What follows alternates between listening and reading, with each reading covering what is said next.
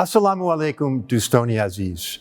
My name is Peter Rayli, and I have the privilege of being the first permanent mission director for the United States Agency for International Development in Tajikistan. I came to Tajikistan from my most recent assignment with USAID in Tunisia.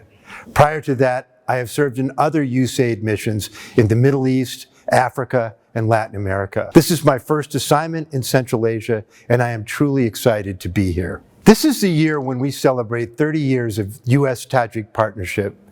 Since 1992, the United States has been helping Tajikistan grow its economy, strengthen good governance, deliver better education and health services, reduce food insecurity, contribute to regional connectivity, and combat infectious diseases, including COVID-19. Since the start of the COVID-19 pandemic in Tajikistan, we have donated 2.5 million doses of the Moderna and Pfizer vaccines and provided $10 million to strengthen the Tajik public health systems and improve laboratory operations with medical equipment, supplies, and training for health workers. Looking ahead, our most important new USAID priority will be to help Tajikistan mitigate and adapt to global climate change. Tajikistan is already on the cusp of being one of the first countries to achieve a net zero emission status.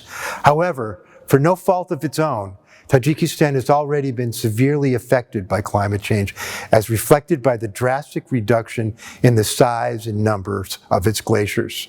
Still, the country has an enormous potential to expand its already bountiful hydropower resources to provide power both domestically and to sell electricity to its neighbors. We will join with others in the international community to help Tajikistan realize this potential. In the coming years, we will continue to do all that and more.